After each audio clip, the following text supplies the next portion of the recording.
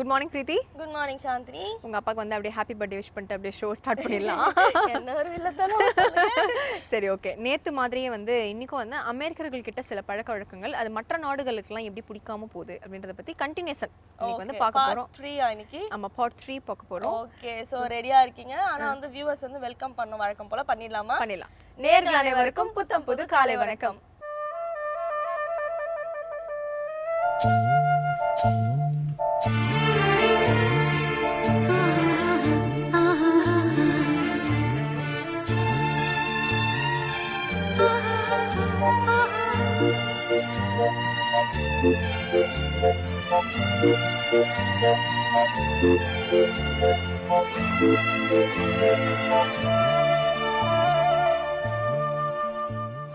சாந்துமா, நம்ம ஊரெல்லாம் வந்து மாடல்ஸ், அதாவது மென்ல ஆண்கள்ல வந்து மாடல்ஸ்லாம் வந்து எப்படி போஸ் தருவாங்க? வந்து பாக்கெட்ல கை விட்டு அப்படியே ஷோல்டர்லாம் வளைச்சு இல்ல ஆர்ம்ஸ் காமிச்சு இப்படி தானே போஸ் தருவாங்க. ஆனா பாக்கெட்ஸ்ல வந்து கை போட்டாங்கன்னா, கை வச்சிருந்தாங்கன்னா வந்து பெரிய ரூடா அரகெண்டா ஃபீல் பண்ணுவாங்களாம் மக்கள். எந்த ஊர்ல அப்படின்னு பாத்தீங்கன்னா கொரியால இருக்கவங்க. ஏன்னா வந்து அவங்களுக்குலாம் வந்து பாக்கெட்ல கை வச்சாங்கன்னா ஏதோ கொஞ்சம் அடிக்க வராங்களோ இல்ல ஏதோ எடுக்க போறாங்களோ அப்படின்ற மாதிரி ஒரு ஃபீல் போல. ஸோ அந்த மாதிரி இருந்தால் அவங்க அரகெண்ட் அப்படின்னு ஃபீல் பண்ணுவாங்க. ஆனால் அமெரிக்கன்ஸ் அது ஒரு ஸ்டைல் ஐகான் அப்படின்ற மாதிரி யூஸ் பண்ணிக்கிறாங்களா? ஓகே, கொரியன்ஸ் இவ்வளோ பயந்த பிள்ளைகளா இருக்காங்களே.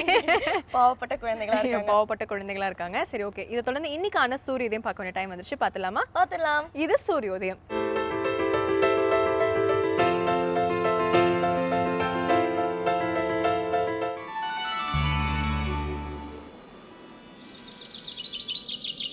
இன்று 11/3/2016 வெள்ளிக்கிழமை, மன்மத வருடம் மாசி மாதம் 28ஆம் தேதி. இன்று சூரியோதயம் 6:23 ராகு காலம் காலை 10:30 மணி முதல் 12 மணி வரை. யமகண்டம் மாலை 3 மணி முதல் 4:30 மணி வரை. குளிகன் காலை 7:30 மணி முதல் 9 மணி வரை. திதி திருதியை. நட்சத்திரம் ரேவதி. சுபவோரைகள் காலை 6 மணி முதல் 9 மணி வரை, 10 மணி முதல் 11 மணி வரை, பகல் 1 மணி முதல் 4 மணி வரை, மாலை 5 மணி முதல் 6 மணி வரை. யோகம் அமிர்த யோகம். சந்திராஷ்டமம் சிம்ம ராசிக்கு. பிரீத்தி, இப்போ நான் சொல்கிற பழக்க வழக்கம் வந்து பார்த்தீங்கன்னா நிறைய வந்து டெவலப்பிங் கண்ட்ரீஸில் இருக்கும். அதாவது பார்த்தீங்கன்னா வந்துட்டு ரோடு வந்து கிராஸ் பண்ணுறதுக்குன்னு ஒரு சிக்னல் போட்டிருப்பாங்க. அந்த சிக்னல் அப்போ தான் நம்ம கிராஸ் பண்ணோம் அப்படின்ற மாதிரி. Pedestrian cross. ஆமாம், pedestrian cross. Oh my God, ஒரு இங்கிலீஷ் பேச தான் அந்த பொண்ணு. தெரிஞ்ச ஒரு இங்கிலீஷும் பேசக்கூடாதா? சரி, ஓகே. அமெரிக்கர்கள் வந்து ஜே வாக்கிங், அதாவது நம்ம ஊரில் செய்கிறோம் பற்றியா, அது செய்வாங்களாம். அதாவது என்ன அர்த்தம் அப்படின்னா, நம்ம சிக்னலே போட்டிருக்க மாட்டாங்க. நம்ம பெடஸ்ட்ரியன் வாக்கிங் நடக்கிறதுக்கு சிக்னல் போட்டிருக்க மாட்டாங்க. வண்டி பாட்டுக்கு போயிட்டு இருக்கோம். எல்லா வண்டியும் நடுவில் நிறுத்தியா நான் நடந்துகிட்டு இருக்கேன்ல, என்ன நீ பாட்டுக்கு அங்கதானே கார் வருதுன்னு குடுகுடுன்னு ஓடிடுவாங்க. ஸோ அதனால நிறைய ஆக்சிடென்ட்ஸ்லாம் கூட அமெரிக்காவில் நடக்குதான். பட் மற்ற கண்ட்ரில அது அஃபென்ஸாக நினைப்பாங்களாம். குறிப்பா வந்து சைனா, ஜப்பான், நிறைய அரப் கண்ட்ரீஸ்ல வந்துட்டு ஆமா, இந்தியாலயும் அஃபென்ஸ் தான். நம்ம எங்க மதிக்கிறோம் சரியா? அங்கேயும் அதே மாதிரி தான். அங்கேயும் வந்து இந்த மாதிரி ரூல்ஸ் இருக்கு. பட் மக்கள் வந்து ஜாலியா ஜே வாக்கிங். பட் அங்கே ஒரு விஷயம், நல்ல விஷயம் என்னன்னா, எல்லாருமே வந்து அந்த ஃபுட்பாத் வேல தான் நடப்பாங்க. நம்ம இந்த மாதிரி ரோட்லயே அப்படியே சைட்லயே அப்படியே போய் மழை பெஞ்சாலும் எருமை நடக்குதுன்னு வாங்க ஸ்டைலா ஜே வாக்கிங்னு சொல்றாங்க. அதான் திட்டத்திட்ட. ஓகே, சோ வந்து இதை தொடர்ந்து நம்ம அடுத்து என்ன பார்க்க போறோம் அப்படின்னு பாத்தீங்கன்னா, அபிராமி அந்தாதியில இருக்க ஒரு பாடல் மற்றும் விளக்கத்தோட இலக்கிய மேகம் ஸ்ரீனிவாசன் காத்துட்டு இருக்காரு. பார்த்துலாம். இது அபிராமி அந்தாதி.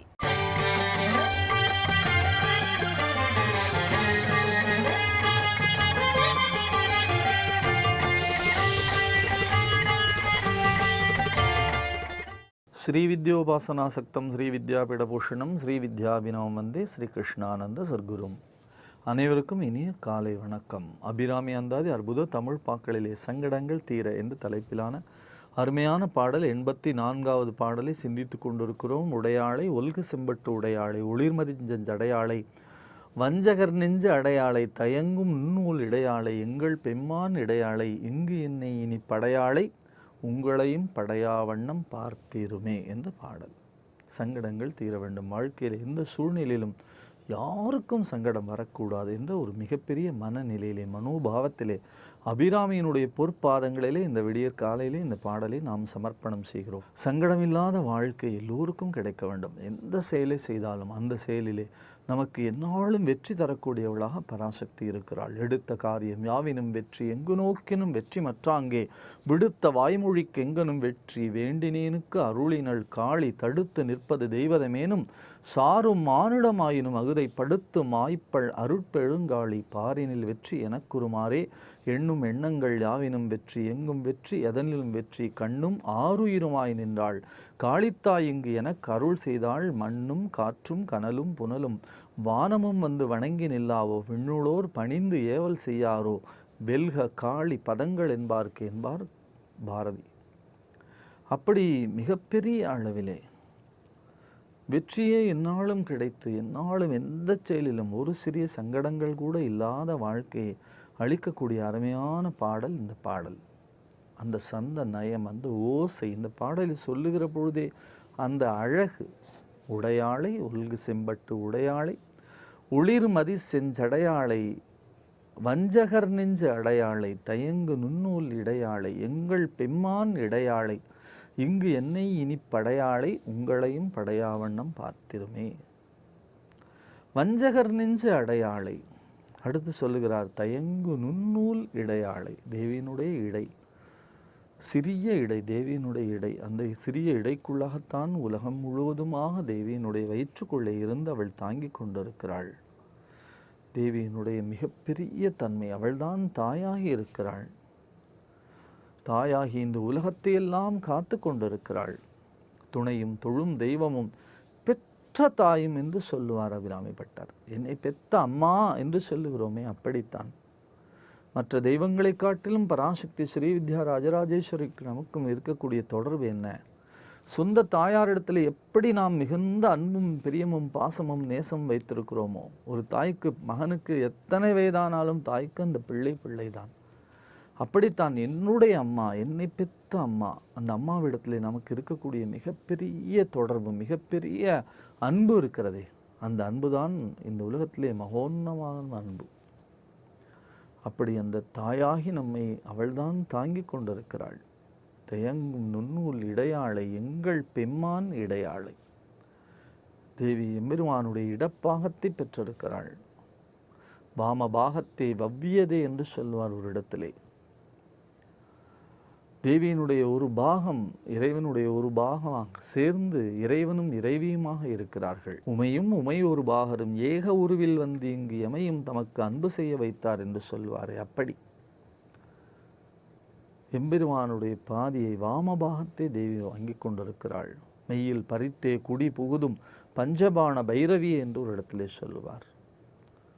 அப்படி தாய் பாதி தந்தை பாதி, அர்த்த நாரீஸ்வரராக, சரிக்கு சரியாக, அம்மையாக, அப்பனாக, அம்மையப்பனாக தேவி காட்சி தருகிறாளாம். அதை நினைவுபடுத்துகிறார். எப்படி சொல்லுகிறார்?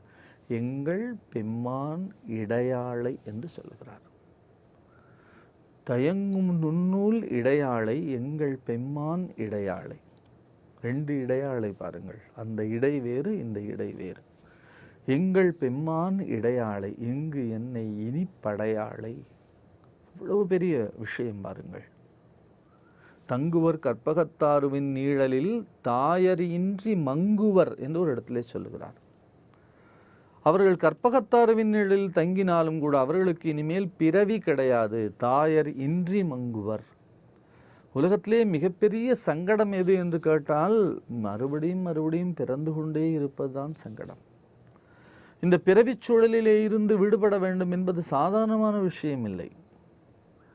நாம் போய் இறைவனிடத்தில் எல்லோரும் பிரார்த்தனை செய்கின்றோம். புழுவாய் பிறக்கினும் பொன்னியான் என்னடி என் மனத்தை வழுவாதிருக்க வரம் தரல் வேண்டும் என்று கேட்கிறார்கள். என்பு பெறாத இழி பிறவி எய்திடும் நின்பால் எனக்கு அன்பு வேண்டும் என்று கேட்கிறார் பிரகல்லாதன் வாயிலாக கம்பன். இனிமேல் எனக்கு பிறவி வேண்டாம் என்று பல பெரியவர்கள் பிரார்த்தனை செய்கிறார்கள். ஆனால் நாம் வேண்டாம் என்பதற்காக பிறவி இல்லாமல் போய்விடுமா? நம்முடைய கணக்கு என்ன என்று நமக்கு தெரியாது. பாவம் புண்ணியம் இரண்டுமாக மாறி மாறி நமக்கு வந்து கொண்டே இருக்கிறது. தெரிந்தோ தெரியாமலோ நாம் திரும்ப திரும்ப செய்ய வேண்டிய கடமைகளை செய்யாமலேயே பாவத்தை அதிகரித்து கொண்டே இருக்கிறோம். அந்த பாவம் சேர்ந்தால் மீண்டும் பிறவி, புண்ணியம் சேர்ந்தால் மீண்டும் பிறவி. பகவான் ராமகிருஷ்ணன் சொல்லுவார், புண்ணியம் என்பது தங்க விலங்கு, பாவம் என்பது இரும்பு விலங்கு. அப்படி புண்ணியம் இருந்தாலும் பிறவி, பாவம் இருந்தாலும் பிறவி. பாவம் புண்ணியம் இரண்டும் மற்ற ஒரு சரிசமமான நிலை, அந்த பேலன்ஸ் என்று சொல்லுகிறார்கள். எப்படி பாவம் புண்ணியம் இரண்டுமற்ற ஒரு நிலை. கர்ணனுக்கு மோட்சம் கொடுப்பதற்காக பகவான் முயற்சி பண்ணினார், முடிவெடுத்தார். ஆனாலும் அவனிடத்தில் என்ன இருந்தது? தர்மத்தை நிறைய செய்த புண்ணியம் இருந்தது. அந்த புண்ணியத்தை எல்லாம் தான் வாங்கி கொண்டு அவன் கணக்கிலே பாவமும் இல்லை புண்ணியமும் இல்லை என்ற ஒரு சரிசமமான நிலைக்கு இறைவன் ஆட்படுத்திய பிறகுதான் அவனுக்கு தன்னுடைய விஸ்வரூப தரிசனம் தந்து மோட்சத்தை கொடுத்தார். அப்படி புண்ணியமும் பாவமும் மற்ற நிலை வர வேண்டுமானால் அதற்கு இறைவனுடைய கருணை வேண்டும். பாவம் இருந்தாலும் அவனுடைய அருட்பார்வையினாலே தீர்த்து விட வேண்டும். புண்ணியம் இருந்தாலும் அந்த புண்ணியத்தை எம்பெருமான் பெற்றுக்கொள்ள வேண்டும். அப்படிப்பட்ட ஒரு உயர்ந்த நிலை அபிராமி பெற்று கிடைத்தது. ஆகையினாலே தான் உறக்கச் சொன்னார், உறுதியாக சொன்னார், இனி இங்கு என்னை படையாளை, என்னை இனிமேல் இறைவன் படைக்க மாட்டான். நான் பிறவியில்லாத ஒரு மிகப்பெரிய தன்மையை அடையப் போகிறேன். நீங்களும் அத்தகைய தன்மையை அடைய வேண்டும். நீங்களும் அத்தகைய தன்மையை அடைய வேண்டுமானால் என்ன செய்ய வேண்டும்? தேவியினுடைய மிகப்பெரிய உருவத்தை மனதிற்குள்ளாக பதித்து பதித்து பதித்து தியானம் செய்து கொண்டே இருக்க வேண்டும். முகத்தில் கண்கொண்டு காண்கின்ற மூடர்கள் அகத்தில் கண்கொண்டு காண்பதே ஆனந்தம். மகட்கு தாய்தன் மணாளனோடு ஆடிய சுகத்தை சொல்லுவது சொல்லுமாறு எங்கனே என்று கேட்பார் திருமூலர். அதை யாருக்கும் சொல்ல இயலாது. அகத்திலே கண்கொண்டு பார்க்க வேண்டும். அந்த தியான நிலையை உள்ளே கொண்டு வர வேண்டும். பராசக்தியை மனதிற்குள்ளாக இருத்த வேண்டும். அப்படி இருத்தினால் பராசக்தியினுடைய மிக அழகான அந்த தியான உருவம் நமக்கு கிடைக்கும். தேவியினுடைய பாதங்களை, அந்த பத்ம பாதத்தை சிந்தித்து பார்க்கிறோம். தாமரை மலருத்த அந்த அருமையான பாதங்களே தாமரை மலரின் மேலே இருக்கிறது. பாதம் எது தாமரை எது என்று பிரித்து பார்க்க இயலாத அளவிற்கு அந்த தாமரை மலரின் மேலே தேவி பாதங்களை தாங்கிக் கொண்டு இருக்கிறது தாமரை மலர். அந்த தாமரை மலரின் மேலே தேவியினுடைய செம்பஞ்சு குழம்பு பூசிய அந்த பாதங்கள், அந்த பாதங்களிலே அணிந்திருக்கக்கூடிய மெட்டி, அந்த பாதங்களை, அந்த கணுக்கால்களை சுற்றி இருக்கக்கூடிய தண்டை, அந்த கணுக்காலை சுற்றி இருக்கக்கூடிய அழகான அந்த கொலுசு, அந்த பாதங்களை ஒட்டி அந்த விரல்களை ஒட்டி மிக அழகான மடிப்பு கொண்ட அருமையான அந்த செம்பட்டு, அந்த செம்பட்டு தாங்கி இருக்கக்கூடிய அந்த அழகான சேலையை நாம் கண்ணுறுகிற பொழுது இடுப்பிலே இருக்கக்கூடிய மெல்லிய இடுப்பு, அந்த மெல்லிய இடுப்பிலே இருக்கக்கூடிய ஒட்டியானம், இந்த உலகத்திற்கெல்லாம் தாயாகி எல்லோருக்கும் பால் சுரக்கக்கூடிய மிகப்பெரிய தனங்கள், பெண்ணம்பெரிய முலையில் முத்தாரம். அப்படிப்பட்ட அந்த முத்தாரம், நவரத்ன மாலைகள், அவளுடைய கரங்களிலே வளைகள், கரங்களிலே அழகான மோதிரங்கள், அப்படி எம்பெருமாட்டினுடைய மிகப்பெரிய சந்திர வதனம், அவளுடைய மூக்குத்தி, அவளுடைய பில்லாக்கு, அவளுடைய நெற்றி சுட்டி, அவளுடைய அழகான உதிக்கின்ற செங்கதிர் போன்ற அற்புதமான குங்கும பொட்டு, அவள் தலையிலே சந்திர பிரபை, சூரிய பிரபை என்று, தோளிலே கங்கணங்கள், மாலை என்று, அவளுடைய பாதத்திலே இருந்து உச்சி வரைக்கும் அவளை மனதிற்குள்ளே இருத்தி இருத்தி இருத்தி இருத்தி தியானித்து கொண்டே இருந்தால் இனி பிறவாத நிலை வரும். அந்த பிறவாத நிலையை பெறுவதுதான் நம்முடைய நோக்கமாக இருக்கும் என்பதனாலே அந்த சங்கடம் தொடங்கி எல்லா சங்கடங்களும் போக வேண்டும் என்ற ஒரு அருமையான பாடல்தான் உடையாளை ஒல்கு செம்பட்டு உடையாளை ஒளிர்மதி செஞ்சடையாளை வஞ்சகர் நெஞ்சு அடையாளை தயங்கும் நுண்ணூல் இடையாளை எங்கள் பெம்மான் இடையாளை இனி இங்கு என்னை படையாளை உங்களையும் படையாவண்ணம் பார்த்திருமே என்ற அருமையான பாடலை தேவியினுடைய தியானமாக சிந்திப்பதன் மூலமாக வாழ்க்கையிலே சங்கடங்களே இல்லாத ஒரு அருமையான வாழ்க்கையை இந்த விடியல் அபிராமி அந்தாதி மூலமாக நமக்கு வழங்க வேண்டும் என்ற பிரார்த்தனையை வேந்தர் தொலைக்காட்சி மூலமாக சமர்ப்பணம் செய்து அபிராமி அந்தாதியின் அற்புத தமிழ் பாக்களை தொடர்ந்து சிந்திப்போம். நாளை சந்திப்போம். நன்றி, வணக்கம். சாந்து அடுத்த ஃபேக்ட் என்ன அப்படின்னு பார்த்தீங்கன்னா வந்து ரொம்ப வந்து ஷாக்கிங்காக இருக்கும் உனக்கு. ஏன் பார்த்தோன்னா நம்ம அப்படிதான் ஆஃபீஸ்க்கு வருவோம். எப்படின்னு பார்த்தீங்கன்னா ஸ்வெட் பேண்ட்ஸ் போட்டு ஃப்ளிப் ஃப்ளாப் போட்டு அப்படியே கேஷுவலாக ஆஃபீஸ்க்கே நம்ம அப்படி வரும். அப்படி ஸ்டைலாக வரும்ன்ற காமெடியாக வரும் இல்லையா? அந்த மாதிரி வந்து அமெரிக்கன்ஸ் எப்பவுமே அந்த மாதிரி தான் இருப்பாங்களாம். கேட்டா ஃப்ரீக் அவுட்டாக இருக்கும். என்னது இது ட்ரௌசர்ஸ் போட்டு அந்த மாதிரி இருப்பாங்களாம். ஆனால் கொரியன்ஸோ சைனீஸோ வந்து இதெல்லாம் பார்த்தாங்கன்னா டென்ஷன் ஆயிடுவாங்களாம். என்னது இது மரியாதையே தெரியல உங்களுக்கு, இந்த மாதிரி ஸ்வெட் பேண்ட்ஸ் போட்டு வந்திருக்காங்க, இன்னும் ட்ராக்ஸ் போட்டு வராங்க ஆஃபீஸ்க்கு, அவங்களாம் பயங்கரமா டென்ஷன் ஆவாங்களாம். அந்த மாதிரி போடக்கூடாதுன்னு ரூல்ஸும் வச்சிருக்காங்க. ஓகே, ஐ திங்க் வந்து நம்ம ஊர்லயே வந்து சில இண்டஸ்ட்ரிக்கு மட்டும்தான் அந்த இது இருக்கு. நம்ம மீடியா இண்டஸ்ட்ரிங்கிறதுனால நம்ம ஜாலியா லிபரலா இருக்காங்க. ஆமா, இல்லனா நம்மளும் ஃபார்மல்ஸ் கோட் சூட்லாம் போட்டு வாமான்னா நம்மள என்ன சொல்லுவாங்க, நான் ஐடி எல்லாம் பண்ணிட்டு தானே இருக்காங்க. மோரோவர் நம்ம கிளைமேட்டுக்கு ஏத்த மாதிரி நம்ம கொஞ்சம் ட்ரெஸ் பண்ண வேண்டியிருக்கு. சோ அதுவும் இருக்கு இல்லையா? ஓகே, சூப்பரா சொன்னேன். தொடர்ந்து ஸ்கின் அண்ட் ஹேர் டிப்ஸ் கொடுக்கிறதுக்காக aroma therapist doctor Geetha Ashok காத்துட்டு இருக்காங்க. பார்த்துடலாம். இது இயற்கை மருத்துவம்.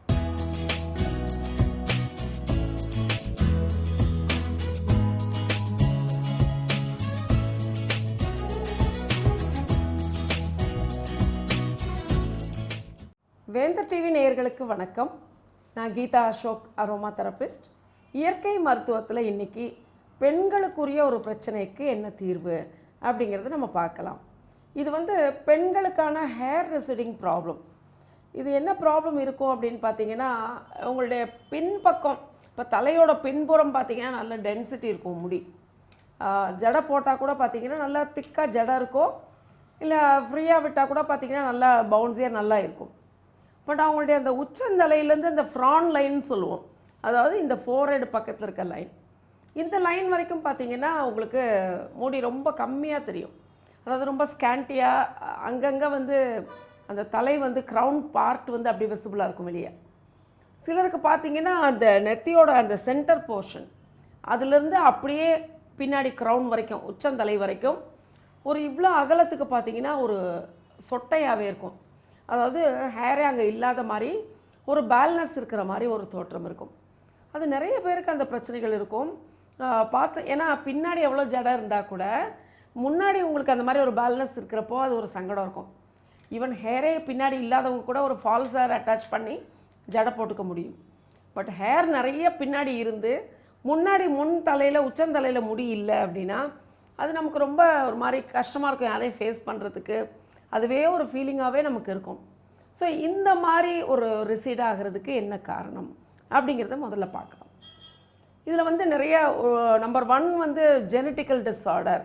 இப்போ ஆண்ட்ரோஜன் அலோபேஷியா அப்படின்னு சொல்லுவாங்க. இது வந்து பரம்பரை ரீதியாக வரக்கூடிய வழுக்கை, அந்த ஆண்ட்ரோஜன் ஹார்மோன்ஸால் வரக்கூடிய வழுக்கை. இது பொதுவாக பார்த்திங்கன்னா அப்பா, தாத்தா, இல்லை தாய் மாமா இவங்ககிட்டேருந்து பையனுக்கு தான் வரும். இது மேல் பேட்டர்ன் தான். ஆக்சுவலாக இந்த மேல் பேட்டர்ன் பால்னஸ் 95% பையனுக்கு தான் வரும். பட் இது பெண்களுக்கும் வரலாம் இப்படிங்கிற ஒரு எதிர்பார்ப்பு. இப்போ நம்ம குடும்பத்தில் வழுக்கை இருக்குது, அப்பாவுக்கு இருக்குது, அத்தைக்கு இருக்குது, அந்த மாதிரி இருக்கிறப்ப பார்த்தீங்கன்னா மோஸ்ட்லி அத்தைக்கெல்லாம் இருந்தால் வரும். அந்த மாதிரி இருந்தால் நமக்கும் வழுக்க வந்துருங்கிற ஒரு எதிர்பார்ப்புங்கிறது நான் நெகட்டிவாக சொல்கிறேன். அது வந்து நமக்கு இருக்கணும், ஒரு பயம் இருக்கணும். அப்போது பொதுவாக genetical disorder you cannot avoid, அதை வந்து நம்ம தவிர்க்கவே முடியாது. எந்த வயசாக இருந்தாலும் அது வரதான் செய்யும். ஆனால் அந்த பிரச்சனையை வந்து தள்ளி போடுறதுக்கு, ப்ரொலாங் பண்ணுறதுக்கு, போஸ்ட்போன் பண்ணுறதுக்கு நிறைய டெக்னாலஜி இருக்குது, நிறைய மருந்துகள் இருக்குது. இயற்கையாகவே இயற்கை மருத்துவத்தில் அது மாதிரி நிறைய இருக்குது. பட் நம்ம என்ன பண்ணுறோம், நிறைய முடி போன பின்னாடி, அந்த இடம் சொட்டையான பின்னாடி, வழுக்கையான பின்னாடி தான் அதுக்கு என்ன தீர்வு அப்படிங்கிறது யோசிக்கிறோம். ஸோ அந்த வகையில் பார்த்தீங்கன்னா பரம்பரையாக இருக்கக்கூடிய ஜெனட்டிக்கல் டிஸார்டர் நான் சொன்னது ஒரு முதல் காரணம். அப்போ ஜெனட்டிக்கல் டிஸார்டர் இருக்குது, ஒரு 25 வயசுக்கு மேலே உச்சந்தலையில் உங்களுக்கு வந்து முடி குறைய ஆரம்பிக்குது, தின்னாக ஆரம்பிக்குது அப்படின்னா ஏன் தின்னாகுது அப்படின்னு ஒரு ரூட் டெஸ்டிங், அதை வந்து ஒரு ஸ்கேனிங்கில் உங்களுக்கு டெர்மஸ் லேயரில் இருக்க ரூட் எதனால் தின்னாகுது, நியூட்ரிஷனல் டெஃபிஷியன்சி இருக்குதா, இல்லை செபோரிக் டெர்மடைட்டிஸ்ன்னு சொல்லக்கூடிய அந்த வேக்சி டேண்ட்ரஃப், வேக்சி ஃபங்கஸ்ன்னு சொல்கிறது, அந்த மாதிரி பிரச்சனை இருக்கலாம். இல்லை உங்களுடைய ஸ்கேல்ப்பு பார்த்தீங்கன்னா ரொம்ப ஆயிலியாக இருக்கும். அதாவது நேற்றுக்கு ஹேர் வாஷ் பண்ணிட்டு இன்றைக்கி பார்த்தீங்கனாலே ஸ்கேல்ப் வந்து ஃபுல்லாக எண்ணெய் வச்ச மாதிரி ஒரு பிசுபிசுப்பு, ஆயிலே வெளியே நல்லா ஊஸ் அவுட் ஆகி பார்த்தீங்கன்னா முடியெல்லாம் அப்படியே ஒட்டிக்கும். அந்த அளவுக்கு உங்களுக்கு வந்து ஆயில் செக்ரீஷன், சீபம்ங்கிற ஆயில் அந்த ஆயில் அதிகமாக செக்ரீட் ஆகிறப்ப அது தலையில் வெளியே ஊஸ் அவுட் ஆகி அதுவும் உங்கள் ஸ்கேல்பில் பார்த்தீங்கன்னா ஒரு ரூட்டை போய் கேப்சர் பண்ணிக்கும். ஸோ அந்த மாதிரி ஆயில் ஓவராக செக்ரீட் ஆகிற ப்ராப்ளமாக இருக்கலாம். இல்லை வேறு என்ன தவறுகள் இருக்கலாம் அப்படின்னு பார்த்தீங்கன்னா, இது நான் ஏற்கனவே உங்களுக்கு நிறைய அட்வைஸ் பண்ணது. இந்த பிறந்த குழந்தைகளுக்கு பார்த்தீங்கன்னா இன்ஃபேன்ட்ஸ் முக்கியமாக கிராமங்களில், சிட்டியில் தெரியல, கிராமங்களில் என்ன பண்ணுவாங்க, குழந்தைக்கு வந்து தலைக்கு குளிச்சு விட்டுட்டு வாரத்தில் 2 நாளோ 3 நாளோ தலைக்கு குளிச்சுட்டு என்ன செய்வாங்க, அந்த தலையில் ஈரம் தங்கிரும், குழந்தைக்கு சளி பிடிக்கும் அப்படின்னு சொல்லி அந்த தலை நிறைய அப்படியே ஒரு பஃப்பில் பவுடர் எடுத்து அப்படியே தலை ஃபுல்லாக அப்படியே வச்சுருவாங்க. அது பார்த்திங்கன்னா இந்த உச்சந்தலையில் அப்படியே ஒரு லேயர் மாதிரி அந்த பவுடர் அப்படியே அடைச்சிருவாங்க. வாட் தே திங்க், அந்த தலையில் இருக்கக்கூடிய ஈரத்தெல்லாம் அந்த பவுடர் உறிஞ்சிக்கும் அப்படின்னு சொல்லுவாங்க. பட் அது ரொம்ப ரொம்ப தவறான ஒரு பழக்கம். அந்த மாதிரி எந்த ஒரு குழந்தைக்கு பவுடரை வந்து டஸ்ட் பண்ணுறாங்களோ அந்த குழந்தைக்கு 20 வயசில் உச்சந்தலையில் வழுக்க வருங்கிறது திண்ணம், கண்டிப்பாக வரும். அப்போ என்ன ஆகுனா, இந்த நீங்கள் அந்த பஃப்பில் நீங்கள் அடிக்கிற பவுடர் அது கூட பார்த்தீங்கன்னா நல்லா அப்படி அடிச்சு விடுவாங்க. அந்த மாதிரி அடிக்கிற பவுடர் போய் தலையில் இருக்கக்கூடிய நுண்ணிய துவாரங்களை போய் அடைச்சிக்கும்.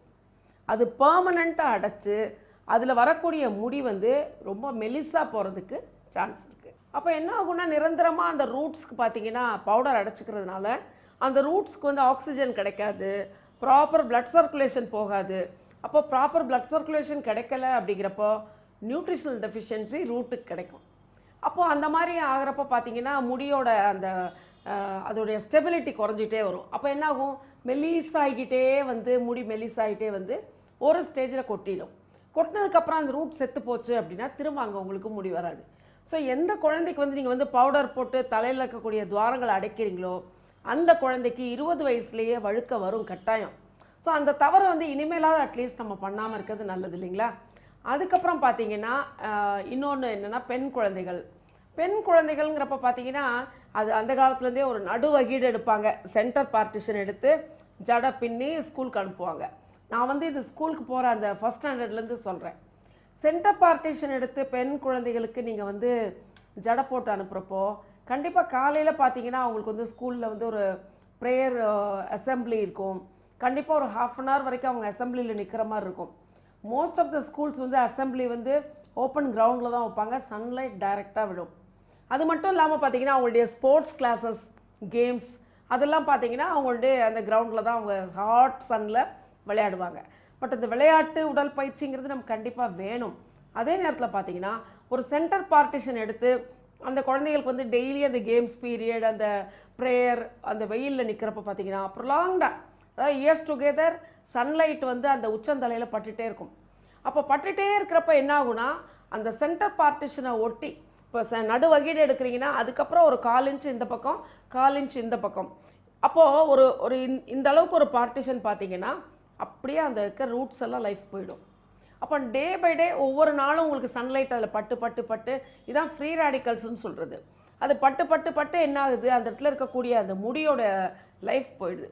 அவள் ஸ்கூல் முடிஞ்சு காலேஜ் முடிஞ்சு வரப்போ பார்த்தீங்கன்னா அந்த க்ரௌன் போர்ஷன் வரைக்கும், இந்த நெத்தியிலேருந்து இங்கே வரைக்கும் உச்சந்தலையில் மட்டும் பார்த்தீங்கன்னா முடி வந்து மெலிசாக ஆரம்பிக்கும். அட்லீஸ்ட் அந்த ஸ்டேஜில் நீங்கள் ட்ரீட்மெண்ட் எடுத்தால் கூட அதை திரும்ப அதுக்கு வால்யூம் கொண்டு வரலாம். பட் அதோட லைஃபே போனதுக்கப்புறம், அங்கே சொட்டையானதுக்கப்புறம் நீங்கள் ட்ரீட்மெண்ட் எடுக்க முடியாது. பிகாஸ் எனி ஹேர் ட்ரீட்மெண்ட் நீங்கள் எங்கே எடுத்தாலும் சரிங்க, உங்களுடைய ரூட்ஸ் சர்வைவ்டாக இருக்க வரைக்கும் தான் அந்த முடியை திரும்ப கொண்டு வர முடியும். One cannot create a root. ஒரு ரூட்டை படைக்கிறதுக்கு நம்ம இறைவன் இல்லை. அப்போ என்ன ஆகும், ரூட் செத்து போய் வர்றப்போ அதுக்கு வந்து லைஃப் கொடுக்க முடியாது. இன்னொரு மிகப்பெரிய தவறு என்ன பண்ணுவாங்க, சின்ன குழந்தைகள்லேருந்து என்ன பண்ணுவாங்க, கிட்ஸுக்கு கூட பார்த்திங்கன்னா நல்ல 2 குடுமி போட்டுக்கிறது, இறுக்கி நல்லா ரப்பர் பேண்ட் போட்டு அந்த முடி வந்து முகத்தில் விழக்கூடாது அப்படிங்கிறதுக்காக அந்த குழந்தைங்களுக்கு இறுக்கி ரப்பர் பேண்ட் போடுவாங்க. அண்ட் கொஞ்சம் வளர்றப்ப அந்த பெண் குழந்தைகளுக்கு நல்ல முடியை தூக்கி போனிடைல் இறுக்கி போட்டுருவாங்க. ஈவன் ஃபேஷனுக்கு கூட அந்த மாதிரிலாம் போடுவாங்க. பட் என்ன ஆகுனா, அந்த மாதிரி ப்ரொலாங்டாக நீங்கள் இறுக்கி போட போட போட என்ன ஆகுனா, இங்கேருந்து பார்த்தீங்கன்னா ஒரு ஸ்ட்ராங் புல்லிங் இருந்துக்கிட்டே இருக்கும், அதாவது முடியை இழுக்கிறது. அப்போ அந்த புல்லிங் வந்து வருஷக்கணக்காக இழுக்கிறப்ப என்னாகும், இங்கே இருக்கக்கூடிய ரூட்ஸோட லைஃப் குறைஞ்சிடும். ஒரு முடிங்கிறது பார்த்தீங்கன்னா தளர்வாக பின்னி நீங்கள் தளர்வாக ஒரு பார்ட்டிஷன் எடுத்து பண்ணுறப்போ அது வந்து அந்த முடிக்கு வந்து எந்த பிரச்சனையும் வராது. இப்போ நடுவகீடு எடுக்கிறோம் அதனால் பிரச்சனை வருது அப்படிங்கிறப்போ பெண் குழந்தைகளுக்கு என்ன செய்யலாம், ஒரு 6 மாதம் லெஃப்ட் எடுங்க, அப்புறம் 6 மாதம் ரைட் எடுங்க. இப்படி மாற்றி கொஞ்ச நாளைக்கு நீங்கள் பார்ட்டிஷனே எடுக்காமல் கூட வாரி பின்னாடி ஒரு கிளிப் பண்ணி கூட பார்த்தீங்கன்னா ரெட்டச்சேலை போட்டு ஸ்கூலுக்கு அனுப்பலாம். அப்போது ஒரு ஸ்டைலை வந்து நம்ம மாற்றி அமைக்கிறப்போ ஹேருக்கு வந்து கன்ஃபியூஷன் இருக்காது. அப்போது ஹேர் வந்து அது பாட்டுக்கு இருக்கும். நமக்கு வந்து எந்த ஒரு ஸ்ட்ராங் புல்லிங் கிடையாது, சன்லைட் போய் அங்கே போய் விழறது கிடையாது. அப்படிங்கிறப்ப பார்த்தீங்கன்னா ஹேருக்கு வந்து ஒரு நல்ல சேஃபாக அது பாட்டுக்கு வளரும். ஸோ இந்த மாதிரி நம்ம செய்யக்கூடிய சின்ன தவறுகள் இது வந்து பின்னாடி வழுக்க வர்றதுக்கு ஒரு பெரிய காரணமாக இருக்கும். ஸோ நம்ம என்ன பண்ணுறோங்கிறத யோசிங்க. முதல்ல பெண் குழந்தைகளுக்கு இந்த மாதிரி நீங்கள் சின்ன விஷயங்கள், இப்போ இந்த கையில் வந்து சொடக்கு போட வேண்டாம் அப்படிங்கிறப்ப சொடக்கு போட்டால் இந்த நக்கல் பாயிண்டில் சுருக்கம் வரும். இது சின்ன குழந்தையிலேருந்தே நீங்கள் ஒரு 5 வயசு குழந்தையிலேருந்தே நீங்கள் வந்து இந்த மாதிரிலாம் சொடக்கு போடுறதுக்கு செய்யக்கூடாதுன்னு அட்வைஸ் பண்ணுங்கள். அப்போ இங்கே சுருக்கமே வரக்கூடாது அப்படின்னா அந்த குழந்தை அதை அடாப்ட் பண்ணிக்கும். அப்போ அது வளர்ந்து அது அடலசன்ட் ஏஜ் வரப்போ பார்த்திங்கன்னா அது விரல்கள்லாம் ரொம்ப அழகாக இருக்கும். ஸோ இந்த மாதிரி சின்ன அழகு குறிப்புகளே கூட ஆரோக்கியமாக ஒரு அம்மா வந்து நீங்கள் சொல்லித்தரப்போ அந்த குழந்தைய வந்து நம்ம வந்து அழகாக பின்னாடி பார்க்கலாம் இல்லையா? ஸோ இந்த மாதிரி பார்த்துட்டு ஹேர் ரிசைட் ஆகிறப்போ பார்த்தீங்கன்னா மனசுக்கு ரொம்ப வேதனையாக இருக்கும். இன்னும் ஒரு சின்ன தவறு பெரியவங்க பண்ணுறது நான் சொல்லிடுறேன். குங்குமம். அவங்க வந்து மேரிட் லேடிஸ், நான் வந்து குங்குமம் வைக்க வேண்டான்னு சொல்லலை. நீங்கள் வைக்கிற குங்குமம் வந்து நல்ல பிராண்டு, நல்ல ஒரு வெல் மேனரில் வந்து ப்ரிப்பேர்டா அப்படிங்கிறத நீங்கள் பார்த்துக்கோங்க. ஏதோ ஒரு குங்குமம் இல்லை கோவிலெலாம் போகிறோம் வந்து சென்சிட்டிவாக எடுக்க வேண்டாம். கோவில் போகிறவங்க பார்த்தீங்கன்னா எந்த குங்குமம் எடுத்தாலும் பார்த்தீங்கன்னா தலையில் இப்போ இங்கேருந்து ஃப்ரான் லைன்லேருந்து ஆரம்பித்து இது வரைக்கும் குங்குமம் ஃபுல்லாக அடைச்சி வச்சுருவாங்க. அது அழகாக இருக்குது, அது வேறு விஷயம். அந்த அடைச்சி வைக்கிறப்ப என்ன ஆகுனா குங்குமத்தில் இருக்கக்கூடிய இயற்கையான ஈவன் வேதிப்பொருட்கள் அதெல்லாம் பார்த்தீங்கன்னா அது போய் உங்கள் துவாரங்களை போய் அடைச்சிக்கும். அப்போ அங்கே இருக்கக்கூட முடியை வந்து சீக்கிரம் நரைக்கிறதுக்கு அது பெரிய காரணமாக இருக்கும். அண்ட் அந்த முடி வந்து மெல்லிசாகி கட்டாயி விழுறதுக்கும் அது ஒரு பெரிய காரணமாக இருக்கும். ஸோ நீங்கள் குங்குமம் வைக்கணும்னு ஆசைப்பட்டீங்கன்னா முடி லைனுக்கு கீழே இங்கே ஃபோர்ஹெட்டில் நீங்கள் இங்கே வைக்கலாம். நீங்கள் வந்து அந்த முடியில் சென்டர் பார்ட்டிஷனில் குங்குமம் வைக்கிறத குறைச்சிக்கோங்க. இல்லை அப்படியே போட்டு அடைப்பாங்க, ஸ்டஃபியாக இருக்கும் அந்த இடமே. அந்த மாதிரி பண்ணாமல் மைல்டாக வச்சிங்க அப்படின்னா அந்த இடத்துல உங்களுக்கு சொட்டை விழுறதை வந்து நீங்கள் வந்து தவிர்க்க முடியும். ஓகே, இதுக்கு என்ன நீங்கள் தீர்வு, இதுக்கு என்ன பண்ணலாம் அப்படின்னா உங்களுக்கு வந்து குமுட்டிக்காய் அப்படின்னு கிடைக்கும். இந்த குமுட்டிக்காய் பார்த்திங்கன்னா எல்லா கிராமங்களில் அது வேலியிலேயே அது பாட்டுக்கு அது வளரும். குமுட்டிக்காய் அப்படிங்கிறது அது வந்து ஒரு வாட்டர் மெலன் இருக்கு இல்லையா, தர்பூஸ். அந்த தர்பூஸோட மினியேச்சர் மாதிரி இருக்கும். உண்மையாகவே அது காடோட க்ரியேஷன்ஸில் அது வந்து ஒரு பெரிய ஆச்சரியம். பிகாஸ் அவ்வளோ பெரிய தர்பூஸை வந்து சின்னதாக உருண்டே அப்படி பால் மாதிரி நம்ம பார்க்குறப்போ அப்படியே எக்ஸாக்டாக அதே டிசைன் இருக்கும். ஈவன் குமுட்டிக்காயை வந்து நல்லா கட் பண்ணி பாருங்கள், உள்ள தர்பூஸ் ஃப்ரூட் எப்படி இருக்கோ அதே மாதிரி உள்ளே இருக்கும். பட் இது வந்து இது நல்லா ஸ்வீட்டு, இது வந்து நமக்கு நல்லா தாகத்தை தணிக்கிட்டு அது பயங்கர கசப்பு இருக்கும். அது வந்து ஆக்சுவலாக அந்த குமுட்டிக்காய் எதுக்கு யூஸ் பண்ணுவாங்க அப்படின்னா அந்த பாக்டீரியல் இன்ஃபெக்ஷன் மாடுகளுக்கு வராமல் இருக்கிறதுக்கு குமுட்டிக்காயை அரைச்சி அது தோலில் அந்த உண்ணியெல்லாம் இருக்கக்கூடாதுன்னு தடவுவாங்க. அண்டு உள்ளே இருக்கக்கூடிய பூச்சிகள் சாகணும் அப்படிங்கிறதுக்காக குமுட்டிக்காயை அரைச்சி கொடுப்பாங்க. அது வந்து பொறுக்க முடியாத அளவுக்கு கசப்பு இருக்கும். அதே கான்செப்ட் நமக்கு இன்கேஸ் தலையில் வந்து நமக்கு வந்து ஃபங்கஸ் இருக்குது, வேறு பிரச்சனைகள் இருக்குது அப்படிங்கிறப்போ இந்த குமுட்டிக்காய் பார்த்திங்கன்னா அதுக்கு வந்து ஒரு நல்ல மருந்தாக செயல்படும். இந்த மாதிரி ஹேர் ரிசைட் ஆகிறவங்க என்ன செய்யுங்க, குமுட்டிக்காயை வாங்கி அதை 2ஆக கட் பண்ணி உங்களுக்கு எங்கே ரிசைட் ஆகுதோ அங்கே வந்து நல்லா என்றைக்கு நீங்கள் வீட்டில் இருக்கீங்களோ அப்போ வந்து நல்லா தேய்ங்க.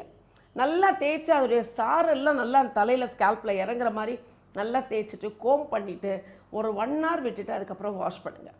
இந்த மாதிரி வாஷ் பண்ணுறப்ப பார்த்தீங்கன்னா மெலிஸாக திரும்ப ஹேர் ஃபாலிக்கல்ஸ் வர்றதை பார்க்கலாம். இது எல்லாமே நீங்கள் ரொம்ப அந்த வழுக்கை ஸ்காரி ஸ்டேஜ்னு சொல்லுவோம். எங்கே உங்களுக்கு வழுக்கையாக இருக்கோ அப்போ நீங்கள் உங்கள் கண்ணாடியில் பார்க்குறீங்க, உங்கள் இமேஜில் வந்து அங்கே வந்து பளபளன்னு தெரிஞ்சு அப்படின்னா அங்கே வந்து ரூட் இல்லைன்னு அர்த்தம். ஆனால் முடி கொட்டி கூட உள்ள ரூட்ஸ் கொஞ்ச நாளைக்கு சர்வைவ்டாக இருக்கும். அந்த நேரத்தில் நீங்கள் ட்ரீட்மெண்ட் எடுத்துட்டீங்க அப்படின்னா கண்டிப்பாக அந்த ரூட்லேருந்து திரும்ப முடியை கொண்டு வரலாம். அதனால் உங்களுக்கு ரிசைட் ஆகிறப்பவே இந்த குமுட்டிக்காயை வந்து நீங்கள் வந்து நல்லா தலையில் தேய்ச்சிட்டு 1 hour கழித்து நீங்கள் குளிச்சு பாருங்கள், கண்டிப்பாக அங்கேருந்து முடி வரும்.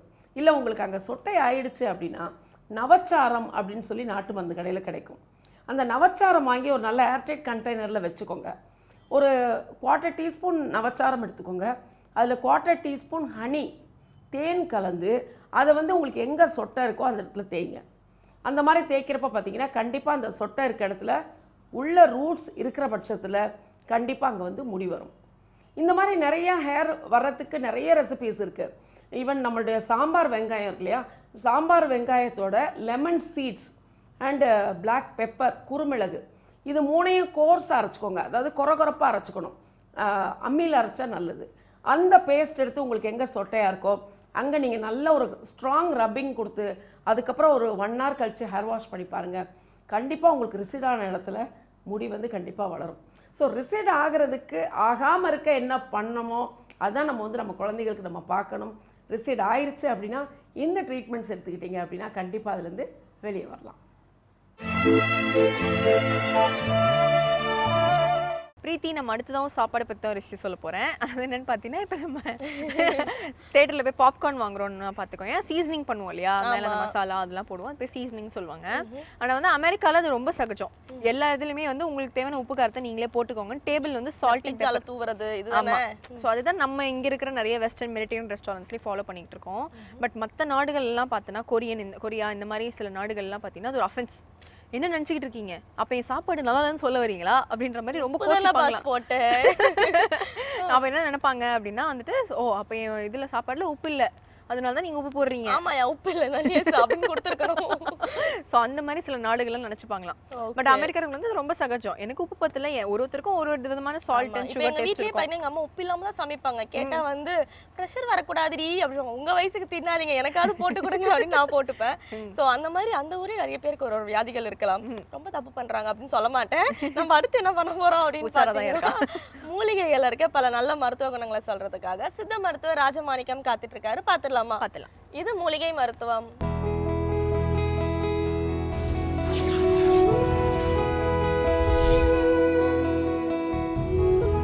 உலகெங்கும் உள்ள வேந்தர் டிவி நேயர்களுக்கு காலை வணக்கம். நம்ம இன்னைக்கு பார்க்க போற மூலிகை மருத்துவம் வந்து இருமலுக்கான மருத்துவம். இருமல் வந்து பார்த்தீங்கன்னா நிறைய பேருக்கு கட்டுப்படுத்தவே முடியாது. இருமல் வந்துச்சுன்னா தொண்டை வீங்கிரும், பேச்சு வந்து குறைய ஆரம்பிச்சிடும். அது மட்டும் இல்லாமல் தொண்டை முழுவதும் சளி இருக்காமல் இருக்கும், ரணமாக இருக்கும், காரி துப்புனா வந்து துப்ப முடியாது, வாய் வந்து நாற்றம் எடுக்கும். ஏன்னா குடல் முழுவதும் புண்ணாக இருக்கும், இரும்பி வந்து குரலே பேச முடியாத நிலைக்கு போயிடும். அவங்களுக்கு வந்து துளசியை பயன்படுத்துகிறோம். துளசியை பயன்படுத்தும் போது குரல் வளம் கூடுறதுக்கு துளசியை கொடுக்கலாம். துளசியை கொடுக்கும்போது குரல் வளம் கூடும், இருமல் வந்து கட்டுப்படும். துளசியை பயன்படுத்தி துளசியை வாயில் ஒதுக்கிட்டு இருந்தால் தொண்டைக்குள்ளே இருக்கிற சளி முழுவதும் கொஞ்சம் கொஞ்சமாக கரைய ஆரம்பிச்சிடும். சளி கரைய ஆரம்பிக்கும் போது குரல் வளம் கூட ஆரம்பிச்சிடும். சளி குறைய தான் குரல் வளம் கூடும். அது மட்டும் இல்லாமல் இருமல் வந்து கட்டுப்படணும். இதோட சேர்ந்து நம்ம வெத்தலையை பயன்படுத்துகிறோம். வெத்தலையை ஏன் பயன்படுத்துகிறோம்னா, வெத்தலையை சாப்பிட அந்த தொண்டையில் இருக்கிற அடைப்புகள் சரியாகும், கரகரப்பு சரியாகும். அதனால தான் நம்ம முன்னோர்கள் சாப்பிட்டதும் கொஞ்சம் தொண்டை கரகரப்பாக இருக்குன்னா ஒரு வெத்தலையை போடுவாங்க, ஒரு வெத்தலை பாக்கை போடுவாங்க. இன்றைக்கி போடுற வெத்தலை பாக்கு வேறு. இன்றைக்கி வந்து புகையில் அது இதுன்னு போட்டு அது வேறு மாதிரி போதை பாக்காக போயிடுது. ஆனால் அன்னைக்கு போட்டது எல்லாமே ஜீரண சக்திக்காக வேண்டி போட்டாங்க. ஜீரண சக்திக்காக வேண்டி வெத்தலையை பயன்படுத்தினாங்க. வெத்தலையை வந்து தாம்பூலம்னு சொல்லுவோம். இந்த தாம்பூலம் இல்லாத மருந்தே கிடையாது. இது வெத்தலையை சேர்க்க அந்த மருந்தினுடைய வேகம் வந்து வீரியம் அதிகரிக்குமே தவிர குறையாது. அதனால் வேகத்தை அதிகரித்தாதான் தொண்டை சரியாகும். தொண்டை சரியானதான் இருமல் கட்டுப்படும். இருமல் கட்டுப்படுறதுக்கு இதோட சேர்த்து அருகை சேர்க்குறோம். அந்த இருமலை அறுத்து எடுக்கிறதுக்கும் அத்து போகிறதுக்கு மீண்டும் வராமல் இருக்கிறதுக்கும் அருகம்புல். எந்த ஒரு நோயும் வேரோடு ஆக்கணும்னா அருகம்புல்லை தான் பயன்படுத்துவோம். அருகம்புல்லை பயன்படுத்தும் போது தொண்டை கரகரப்பெல்லாம் சரியாகும். சாதாரணமாக இந்த அருகம்புல்லை நீங்கள் அரைச்சி குடிச்சிங்கன்னா தொண்டையெல்லாம் அறுக்கும். ஏன்னா இதனுடைய இதுங்களே வந்து அறுக்கிற மாதிரி தான் போய்கிட்டு இருக்கும். சாதாரணமாக வந்து அருகம்புல் வந்து தொண்டையை அறுத்து எடுத்துக்கிட்டு தான் போகும். அது மட்டும் இல்லாமல் உள்ள சளிகளை வந்து வழித்து எடுத்துகிட்டு போகும். அப்போது அந்த குரல் வளம் கூடுறதுக்கு இதோட சேர்ந்து அருகம்புல்லை நம்ம கண்டிப்பாக சேர்த்தாகணும். அது மட்டும் இல்லாமல் சித்த அரத்தைன்னு சொல்லுவோம். அந்த அரத்தையை வந்து சேர்க்கும்போது குரல் வளம் கூடும். சித்திரத்தையை வாயில் ஒதுக்கிட்டு இருந்தால் இருமல் முழுவதும் கட்டுப்படும். இருமல் கட்டுப்படும் போது பேச்சுத்திறன் அதிகரிக்கும், பேச முடியாதவங்க கண்டிப்பாக சித்திரத்தையை வாயில் ஒதுக்கிட்டே இருந்தாங்கன்னா அந்த இருமலுடைய தாக்கம் குறையும். அந்த தாக்கம் குறையும் போது குரல் வளம் கூடும். சளியை வந்து கொஞ்சம் கொஞ்சமாக அறுத்தெடுத்து மலத்தின் வழியாக வெளியேற்றுறதால தான் அந்த சித்த அரத்தைன்னு நம்ம சொல்கிறோம். அதோடு சேர்த்து நம்ம மிளகை வந்து நம்ம பயன்படுத்துகிறோம். மிளகை பயன்படுத்தும் போது சளியை மொத்தமாக உடைச்சி அது மலத்தின் வழியாக கொண்டு போயிடும். சளியை மொத்தமாக கட்டி காரி துப்பும்படியாக வச்சிரும்.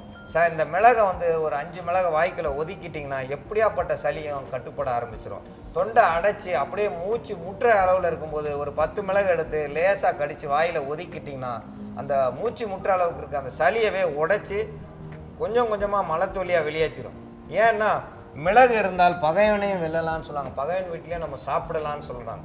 பகைவன் வீட்டில் சாப்பிடலான்னா தண்ணி சேராது. அடுத்த வீட்டுக்கு போனால் தண்ணி சேராது. வேறு யாரும் நமக்கு பகைவன் கிடையாது, தண்ணி தான் பகைவன். தண்ணி வந்து சில ஊரில் போய் சேராமல் போய் தொண்டை கட்டிக்கிறோம், தொண்டை கட்டினதுமே குரல் வளம் இழந்துரும், இருமல் கூடிரும், இருமல் கூடினா காய்ச்சல் வரும், காய்ச்சல் வந்துச்சுன்னா நம்ம படுத்த படுக்கையாயிரும். இந்த மாதிரி ஒவ்வொன்றுத்துக்கும் காய்ச்சல் வரும். சாதாரணமாக ஒரு தண்ணியை குடித்ததாலேயான தண்ணி தான் நமக்கு வாழ்க்கையில் ஆதாரம். நம்ம உடம்புல 70 பங்கு வந்து தண்ணி இருக்குது. அந்த தண்ணி வந்து சுத்திகரிப்பு ஆகணும். நல்ல வந்து செப்பு குடத்தில் தண்ணியை வச்சுருக்கணும், செப்பு குடத்தில் தண்ணி வச்சு அதை குடிக்கணும். அந்த மாதிரி குடிச்சிட்டு வந்தால் இந்த மாதிரிலாம் இருமல்லாம் வராது. செப்பு குடத்தில் வச்சுருக்க தண்ணியை குடிச்சிட்டு வந்தாங்கன்னா இருமல் கட்டுப்படும். அதோட 5 மிளகை ஒதுக்கிட்டு எந்த தண்ணியை குடித்தாலும் அந்த அந்த தண்ணியினுடைய கஷ்டம் நமக்கு வராது. அதோடு இல்லாமல் பனை வெல்லம் சேர்க்குறோம். சாதாரண வெல்லம் சேர்த்திங்கன்னா அதில் வந்து அதிக அளவு உப்பு சேர்த்துருப்பாங்க. அந்த உப்புத்தன்மை நமக்கு சேராது. சர்க்கரையை போட்டால் அந்த சர்க்கரையில் உள்ள மருந்து எல்லாம் சேர்ந்து நமக்கு சேர்ந்து இருமலை வந்து அதிகரிக்குமே தவிர குறையாது. ஒன்று பனை வெல்லம் சேர்க்கலாம், அல்லது தேன் சேர்த்துக்கலாம். தேன் எல்லாத்துலேயும் சேர்க்கலாம், தேனில் தவறே கிடையாது. பனை வெல்லம் அதே மாதிரி சேர்த்துக்கலாம். ஏன்னா அது பதநீரில் வந்து உள்ள பானையில் சுண்ணாம்பு தடவுனா பதநீர், சுண்ணாம்பு தடவாமல் அப்படியே இறக்குனா அது கல். அந்த பதநீரை வந்து சுண்டை காய்ச்சி எடுத்தால் பனை வெல்லம். இந்த பனை வெல்லம் இதெல்லாம் சேர்த்து நமக்கு தொண்டைக்கு இதமாக இருக்கும். சளியை கட்டுப்படுத்தும். சளியை கட்டுப்படுத்தும் போது இருமல் கட்டுப்படும். இருமல் கட்டுப்பட்டால் தான் நம்ம பேச முடியும், இல்லைனா பேசவே முடியாது. தொண்டை பகுதி முழுதும் வீக்கமாக இருக்கும், அந்த வீக்கமும் குறையாது. இந்த வீக்கத்தை சரி செய்கிறதுக்கும் இருமலை சரி செய்கிறதுக்கான மருந்தை நம்ம இப்போ பார்க்கலாம்.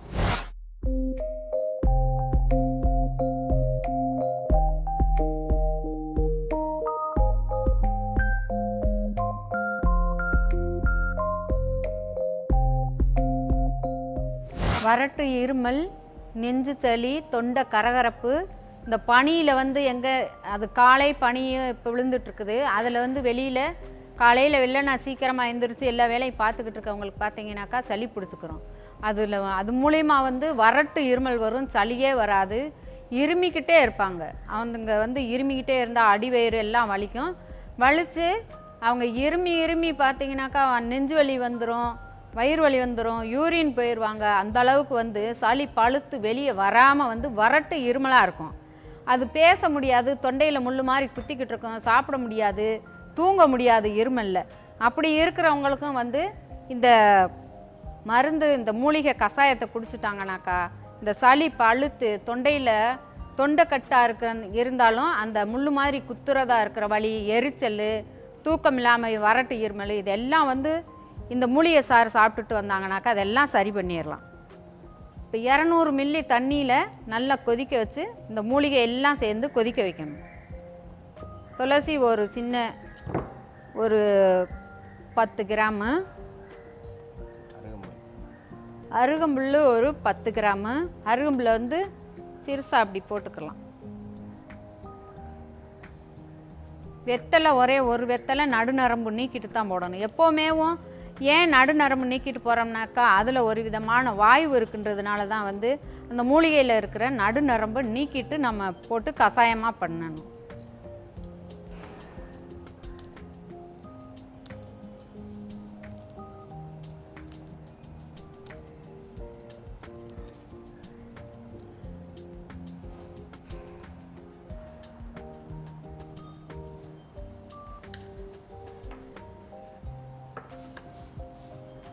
இதோட ஒரு 10 மிளகு,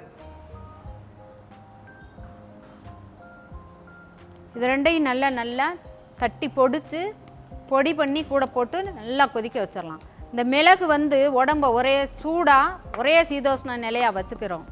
இது வந்து பல இடங்களில் அவங்க தண்ணி சாப்பிட்ருந்தாங்கனாக்கா அங்கே இங்கேன்னு அலைஞ்சிட்டு வெளி இடங்களுக்கு போகிறவங்களா இருந்தாக்கா தண்ணி சேராமல் போயிடும், மூக்கு ஒலிக்கிட்டே இருக்கும், தொண்டை கரகரப்பு இருந்துக்கிட்டே இருக்கும். அப்போ அவங்க இந்த மாதிரி கஷாயம் போட்டு சாப்பிட முடியலாட்டியும் அவங்க ஒரு 5 மிளகை வாய்க்கில் வச்சுக்கிட்டாங்கனாக்கா அந்த மூக்கொழுக்கு, தொண்டை கரகரப்பு இதெல்லாம் போயிடும். இப்போ வறட்டு சளி இருமல் இது போக்குறதுக்கான மூலிகை மருத்துவத்தை நாம் இப்போ செஞ்சிட்ருக்கோம். சித்த அரத்தை வந்து சளியை அரைச்சி எடுத்து தனியாக அறுத்து எடுக்கக்கூடியது. இந்த சித்திரத்தை வந்து ஒரு பாக்களவு, 10 மிளகு, இது ரெண்டையும் நல்லா தூள் பண்ணி கூட போட்டு நல்லா கஷாயமாக கொதிக்க வைக்கணும். அளவுக்கு பனை வெல்லம்,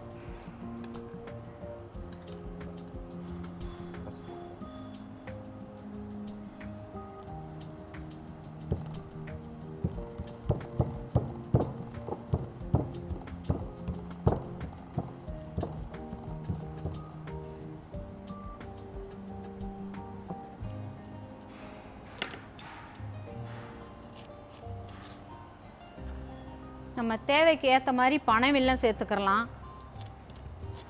பனை வெல்லம் கிடைக்கல அப்படின்னாக்கா தேன் சேர்த்துக்கிறலாம். இதை நல்லா கொதிக்க வச்சு வடிகட்டிட்டு, இன்னும் பனங்கருப்பட்டின்னு சொல்லுறத போடலாட்டியும் பனங்கற்கண்டுன்னு சொல்லுவோம்.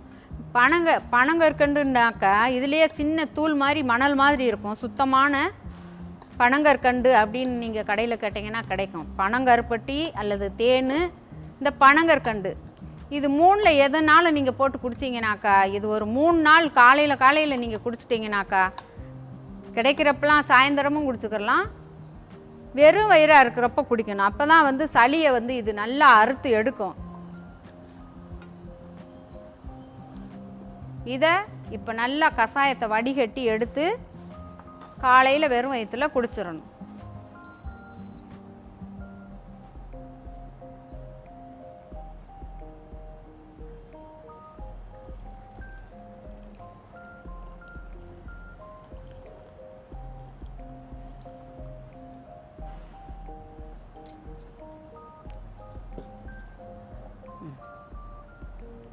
இது வந்து தொண்டை கரகரப்பை போய்க்கிறோம், தொண்டை வீக்கத்தை போய்க்கிறோம், இருமலை வரவிடாமல் செய்யும். இதை மெதுவாக ருசித்து குடிக்கணும், கடகடன்னு குடிக்கக்கூடாது.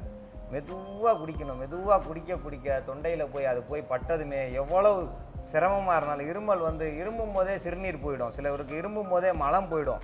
அந்த மாதிரி இருக்கிறவங்களாம் இதை குடிச்சிட்டோம்னா கொஞ்சம் கொஞ்சமாக இருமல் கட்டுப்படும். ராத்திரியில் முழுவதும் இருமிக்கிட்டு இருப்பாங்க. சிலர் பார்த்தீங்கன்னா பக்கத்து வீட்டில் திட்டுவாங்க, என்னையா அந்தால எங்கேயாவது கொண்டு போய் போட வேண்டியதுன்னு, மனுஷன் தூங்க முடியலையே அந்த அளவுக்கு இருமிக்கிட்டு இருக்காரு, போய் எங்கேயாவது கவனிங்கன்னுவாங்க. அந்த மாதிரி ஆளுங்களுக்கு இந்த மாதிரி டீயை வந்து 3 நேரம் இந்த மாதிரி கஷாயம் வச்சு கொடுத்தோம்னா அந்த இருமல் வந்து கொஞ்சம் கொஞ்சமாக கட்டுப்படும். தொண்டை சுகமாக இருக்கும், அவங்களுக்கு வந்து சிறுநீர் போகிறது கட்டுப்படும், அவங்க உடல் வந்து நல்லாயிருக்கும். இருமல் கொஞ்சம் கொஞ்சமாக குறைய கண்ணிலேருந்து நீர் வர்றது குறையும். சிலர் பார்த்தீங்கன்னா கண்ணில் அந்த இருமுனதுமே நீராக வந்துடும். சிலருக்கு வந்து அந்த இருமி எதுவுமே பேச முடியாத சூழ்நிலையில் இருப்பாங்க. நிறைய கோபம் வரும், அந்த கோபம்லாம் கொஞ்சம் கொஞ்சமாக கட்டுப்படும். இருமல் கட்டுப்படுறதுக்கு இது ஒரு சிறந்த மருந்து.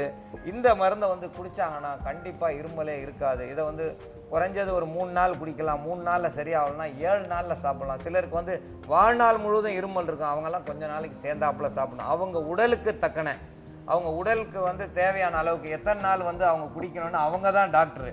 ஏன்னா அவங்களுக்கு தான் தெரியும் எவ்வளோ நம்ம நேற்று குடித்ததுக்கு இன்றைக்கி எவ்வளோ குறைஞ்சிருக்குன்னு தெரியும். 3 நாளுக்கு மேலே வேணாம் அப்படின்னு அவங்களா நிறுத்திக்கிற வேண்டியதான். தினந்தோறும் குடித்தா தவறே பண்ணாது. தினமும் கூட குடிக்கலாம், தவறு கிடையாது. குடிக்க உடல் வந்து ஆரோக்கியம் கூடுமே தவிர எந்த ஒரு தவறுகளும் வராது. இதை அதிகமாக சாப்பிட தேவையில்லை. 100 மில்லி அளவுக்கு சாப்பிட்டா போதும். குழந்தைகளுக்கு இதில் ஒரே ஒரு ஸ்பூன் அளவுக்கு கொடுத்தோம்னா அந்த குழந்தைகளுக்கு வர இருமல் கட்டுப்படும். பெண்களுக்கு வந்து இதில் 50 மில்லி குடித்தா போதுமானது. இதை வந்து ஆண்கள் வந்து 100 மில்லி அளவுக்கு குடிக்கலாம், தவறே பண்ணாது. இதை கொஞ்சம் அதிகமாக குடித்தா நிறைய பசிக்கும், வேறு எந்த தவறும் பண்ணாது, நிறைய பசிக்கும், நல்லா சாப்பிட சொல்லும். ஆனால் உள்ளே இருக்கிற சளியை கொஞ்சம் கொஞ்சமாக மலத்தொலியாக வெளியேற்றும், இருமலை கட்டுப்படுத்தும். இந்த இருமலை கட்டுப்படுத்துறதுக்கு இது ஒரு சிறந்த மருந்து.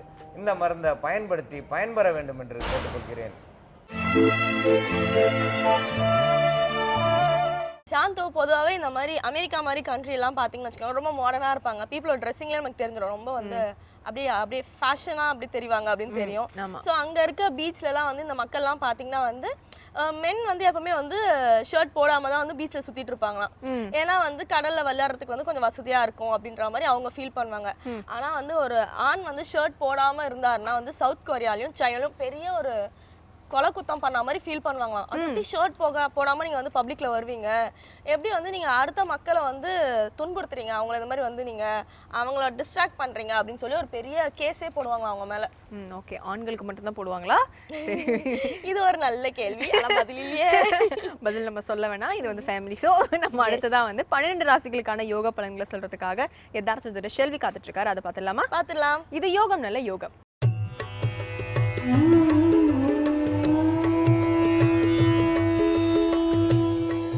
வேந்தர் டிவி நேயர்களுக்கு அனைவருக்கும் இனிய காலை வணக்கம். யோகம் நல்ல யோகம் நிகழ்ச்சியில் ஒவ்வொரு நாளும் உங்களை சந்திப்பதில் மகிழ்ச்சி அடைகின்றேன். இன்றைய நாளானது பார்த்தீர்கள் என்றால் 11ஆம் தேதி 3வது மாதம் 2016ஆம் ஆண்டு மாசி மாதம் 28ஆம் நாள் வெள்ளிக்கிழமை. மேஷம் முதல் மீனம் வரை உள்ள ராசி நேயர்களுடைய தினப்பலன்களை பார்ப்போம். முதலாவதாக பார்க்கக்கூடிய ராசிக்காரர்கள் மேஷ ராசிக்காரர்கள். மேஷ ராசிக்காரர்களுக்கு இன்றைய நாள் பார்த்தீர்கள் என்றால் கண்டிப்பாக வரவுக்கு மீறிய செலவுகள் காணப்படலாம். அந்த செலவுகள் தேவையா என்பதை யோசித்து செலவு செய்து நன்மை ஏற்படுத்தி தரும்.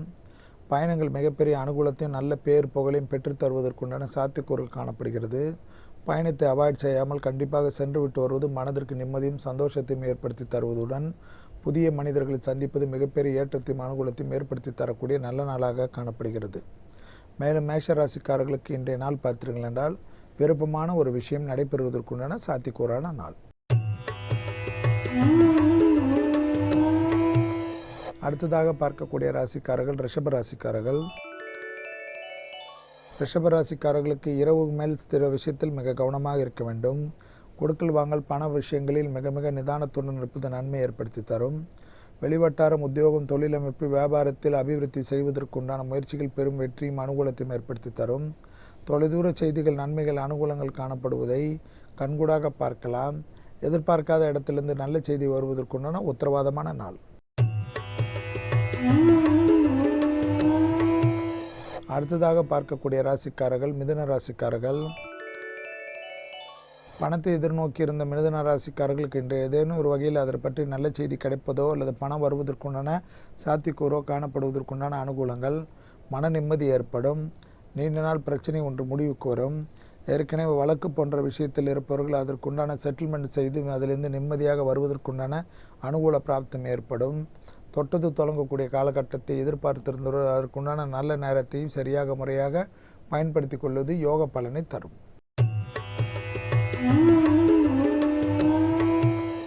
அடுத்ததாக பார்க்கக்கூடிய ராசிக்காரர்கள் கடகராசிக்காரர்கள். கடகராசிக்காரர்களுக்கு இன்றைய நாள் பார்த்தீர்கள் என்றால் ஜவாப் ஜாமீன் மட்டும் மிக மிக கவனமாக இருக்க வேண்டும். யாரிடத்தில் வாக்குவாதங்கள் வேண்டாம். அண்டை ஆயில் ஆறு வீட்டு விஷயத்தில் கூட சிறிது கவனமாக இருங்கள். வங்கிகளில் ஏற்கனவே கடன் பெற்றவர்கள் தனிப்பட்ட கடன் பெற்றவர்கள் அந்த விஷயத்தில் சிறிது கோபதாபப்பட்டாலும் அவமானம் பிரச்சனையும் உங்களுக்கு தான் ஏற்படும் என்பதை நினைவில் வைத்துக் கொள்ளுங்கள். எனவே எல்லா விஷயத்திலும் தொழில் சம்பந்தப்பட்ட விஷயங்கள் வியாபார சம்பந்தப்பட்ட விஷயங்கள் கையெழுத்திட்ட விஷயத்தில் மிக கவனம்.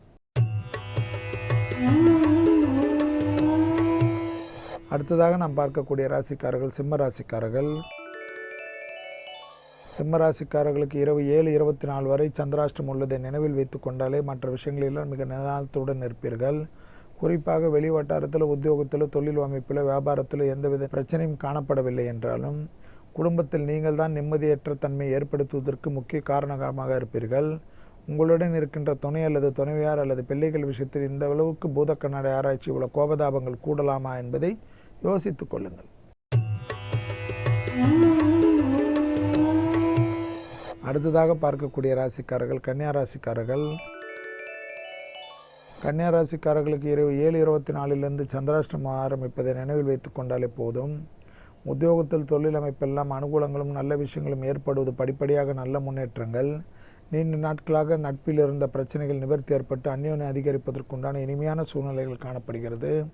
தொட்டது தொடங்கக்கூடிய காலகட்டமும் அனுகூலமும் காணப்படுவதை சரியாக முறையாக பயன்படுத்தி கொள்ளுங்கள்.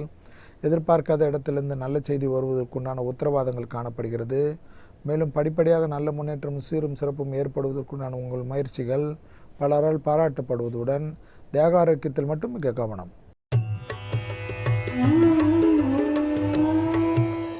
அடுத்ததாக பார்க்கக்கூடிய ராசிக்காரர்கள் துலா ராசிக்காரர்கள். துலா ராசிக்காரர்களுக்கு வெளிவட்டார உத்தியோகம் தொழில் அமைப்பில் அனுகூலங்கள் எல்லாம் காணப்பட்டாலும் துணை அல்லது துணைவியாருடன் வாக்குவாதத்தில் இல்லாமல் இருப்பது நன்மையும் அனுகூலத்தையும் ஏற்படுத்தி தரும் என்பதை நினைவில் வைத்துக் கொள்ளுங்கள்.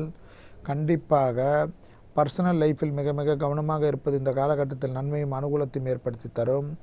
வார்த்தைகளில் தேன் தடவிய வார்த்தை மிக மிக முக்கியத்துவத்தையும் அனுகூலத்தையும் ஏற்படுத்தி தரும். தனிப்பட்ட உத்தியோகம் தொழில் அமைப்பில் இருக்கக்கூடிய துளாராசிக்காரர்கள் கௌரவ குறைவுக்கு மிக மிக கவனமாக இருப்பது நன்மை ஏற்படுத்தி தரும். அந்த விஷயத்திலிருந்து நவர்ந்து விட்டுவதே நன்மை தரும். அடுத்ததாக பார்க்கக்கூடிய ராசிக்காரர்கள் விருச்சக ராசிக்காரர்கள். விருச்சக ராசிக்காரர்களுக்கு ஏற்றமும் அனுகூலமும் காணப்படக்கூடிய நல்ல நாளாக காணப்படுகிறது. மனதிற்கு பிடித்த ஒரு விஷயம் நடைபெறக்கூடிய நல்ல நாளாக காணப்படுகிறது.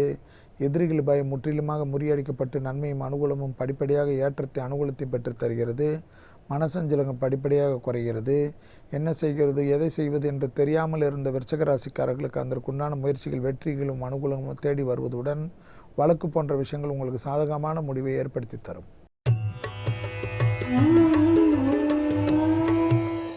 அடுத்ததாக நாம் பார்க்கக்கூடிய ராசிக்காரர்கள் தனுசு ராசிக்காரர்கள்.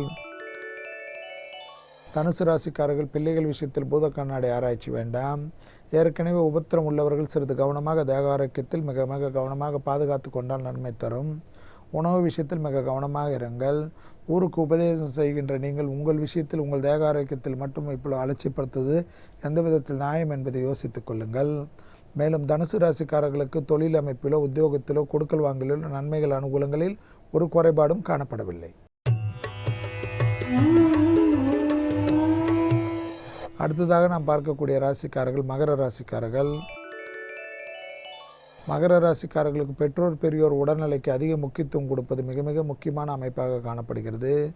குடும்பத்தில் உள்ள பெற்றோர் மனவருத்த அடையக்கூடிய செயலில் ஈடுபடாமல் இருப்பதும் அவர்களுடன் வாக்குவாதங்கள் இல்லாமல் இருப்பதும் நன்மையும் அனுகூலத்தையும் ஏற்படுத்தி தரும். இரத்தத்தில் சுகர் சர்க்கரை நோயாளிகள் மற்றும் பிபி உள்ளவர்கள் மிக மிக கவனமாக இருப்பது இன்று நன்மை தரும். மருந்து மாத்திரைகளை மறந்து விடுவதற்குண்டான சூழ்நிலைகள் காணப்படுவதில் கவனத்தில் கொள்க. அடுத்ததாக நாம் பார்க்கக்கூடிய ராசிக்காரர்கள் கும்பராசிக்காரர்கள். ஏற்றமும் அனுகூலம் நிச்சயமாக ஏற்படுத்தி தரும். பூமியால் மிகப்பெரிய ஆதாயங்கள் கிடைக்கிறது. தொழிலில் காணப்பட்ட இந்த சுணக்கங்கள் மறைகிறது. தொழில் இடமாற்றம் வீடு மாற்றம் மனை மாற்றம் போன்ற விஷயத்திற்குண்டான முக்கியத்துவம் கொடுப்பதுடன் தடைப்பட்டிருந்த பதவி உயர்வு வீடு தேடி வருவதற்குண்டான சாத்தியக்கூறான நல்ல நாளாக காணப்படுகிறது. உங்களுக்குண்டான கஷ்டங்கள் படிப்படியாக குறைவதை கண்கூடாக பார்க்கலாம். இரத்தபந்த உறவுகளால் உங்களுக்கு ஏற்பட்ட இந்த பிரச்சனைகள் நிவர்த்தி ஏற்படுவதை கண்கூடாக பார்க்கலாம். அடுத்ததாக இறுதியாக பார்க்கக்கூடிய ராசிக்காரர்கள் மீன ராசிக்காரர்கள். வார்த்தைக்கு மதிப்பும் மரியாதையும் ஏற்படுவதுடன் விரயங்களுக்கு உண்டான செலவினங்களுக்கு தேவையான பண வருவது நிம்மதியும் அனுகூலத்தையும் ஏற்படுத்தி தரும். ஏற்றமும் அனுகூலம் படிப்படியாக ஏற்படுவதை கண்கூடாக பார்த்து கொள்ளுங்கள். உத்தியோகத்தில் இருந்த சங்கடங்கள் படிப்படியாக நிவர்த்தி ஏற்படுகிறது. தொட்டது தொடங்கக்கூடிய காலகட்டமும் ஏற்றமும் அனுகூலமும் காணப்படுவதனால் எதிர்பார்க்காத இடத்திலிருந்து நல்ல செய்தி வருவதற்குண்டான உங்களோட முயற்சிகள் வெற்றிகள் ஏற்படுகிறது. வார்த்தைக்கு சமூகத்தில் வெளிவட்டாரத்தில் கண்டிப்பாக மதிப்பு கூடக்கூடிய நல்ல நாள். மீண்டும் நாளை யோகம் நல்ல யோகம் நிகழ்ச்சியில் சந்திப்பதில் மகிழ்ச்சி அடைகின்றேன். நன்றி, வணக்கம். ஸோ பிரீத்தி, நம்ம வந்து நாளைக்கு வந்து செஷன் 4 வந்து கண்டினியூ பண்ண போகிறோம். ஆக மொத்தம் இங்கே முடிக்க போகிறதில்ல, இது முடிக்க போகிறதில்ல. ஆனால் அவ்வளோ இருக்குது. அமெரிக்கன்ஸ் வந்து அவ்வளோ விஷயங்கள் பண்ணுறாங்க. மற்ற நாடுகளுக்கு பிடிக்காம சில விஷயங்கள் இருக்குது. ஸோ அதெல்லாம் வந்து நம்ம நாளைக்கும் கண்டினியூ பண்ணலாம். நாளைக்கு என்ன மாதிரி விஷயங்கள் இருக்குது அப்படின்னு நம்ம இப்போ யோசிக்காம அது நாளைக்கு வந்து யோசிச்சுப்போம். அடுத்ததான் வந்து வேந்திரன் இளங்கதிர் காலை செய்தியில் காத்துட்ருக்கேன். உங்களை சேர்ந்து நாமளும் பார்த்துட்டு இப்போ கிளம்பிடலாம். ஸோ வியூவர்ஸ், இதோட நாங்கள் கிளம்ப வேண்டிய நேரம் வந்ததால் நாங்கள் கிளம்புறோம். ஸோ நாளைக்கும் வந்து இதே டாப்பிக்கில் மிச்சம் இருக்க பாயிண்ட்ஸ்லாம் வந்து உங்ககிட்ட நாங்கள் ஷேர் பண்ணிக்கிறோம். So this is Preethi and Chandini Mathivanan signing out from the entire team of Putham Pudhu காலை. பாய்.